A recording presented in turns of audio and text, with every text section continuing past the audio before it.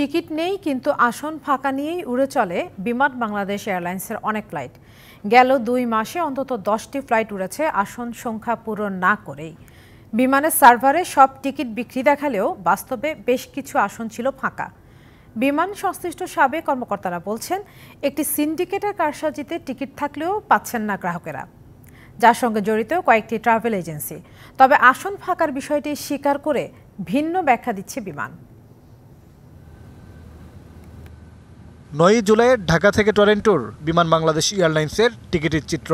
7 জুলাই ফ্লাইটটির 4 ক্যাটাগরির টিকিট সার্ভারে দেখা গেলেও 1 মাস আগে তা দেখা গিয়েছে বিক্রি হয়ে গেছে এমন অবস্থায়। পরে ফ্লাইটটি আকাশে ওড়ার সময় ফাঁকা ছিল 11টি আসন। বিমান বাংলাদেশের তথ্য বলছে, শুধু এটিই নয়, গেল 2 মাসে অন্তত 10টি ফ্লাইটের আসন পূরণ হয়নি। বিমান সংশ্লিষ্ট বর্তমান ও সাবেক কর্মকর্তারা বলছেন, তাদেরই কয়েকজনের কারসাজিতে বেশিরভাগ টিকিট ব্লক করে রাখা হয়। পরে তা দেয়া হয় পছন্দের কয়েকটি ট্রাভেল এজেন্সিকে। এজেন্সিগুলো চড়া দামে বিক্রির সুযোগ দিতে আসন খালি নেই বলেই অনলাইনে দেয়।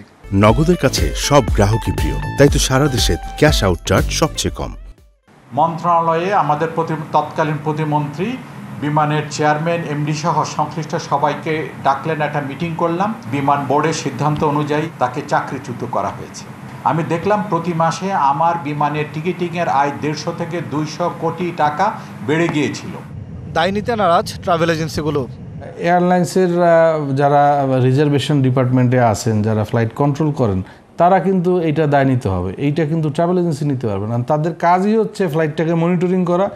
টিকিট নেই কিন্তু আসন ফাঁকা নিয়ে ব্যাখ্যা দিয়েছে বিমান বাংলাদেশ এয়ারলাইন্স। লাস্ট মোমেন্টে দেখা গেল ওই যাত্রী অনুপস্থিত, তখন হচ্ছে গিয়ে নো সিট খালি যায়। যেমন দোহা থেকে যদি আমার প্যাসেঞ্জার নিয়ে আসতে হয়, তারা তো আর লাগেজ ছাড়া আসবে না। লোডের রেস্ট্রিকশনের জন্য আমার 134 জন আমরা যাত্রী নিয়ে আসি, তার মানে ওখানে 26টা সিট খালি রাখতে হয় আমাদেরকে। ইমিগ্রেশন যদি যাত্রীকে অফলোড করে, সেই সময়ও আসন ফাঁকা যায়। বিশেষজ্ঞরা বলছেন, কঠোর নজরদারি পারে এ সংকট কাটাতে। এই সিন্ডিকেটে কিন্তু একইভাবে যে এজেন্ডা করে ফেলেন, এটা কিন্তু বিশ্বাসযোগ্য না। এটা যদি ভিতরের লোক না করে এবং এখানে যদি টপ ম্যানেজমেন্ট সতর্ক না থাকে, তাহলে কিন্তু একটা এয়ারলাইন্স ধ্বংস হয়ে যেতে পারে। গেল অর্থ বছরে বিমানের 21টি উড়োজাহাজে 32 লাখ যাত্রী পরিবহন করেছে রাষ্ট্রীয় পতাকাবাহী সংস্থাটি। মোহন ইসলাম, ডিবিসি নিউজ, ঢাকা।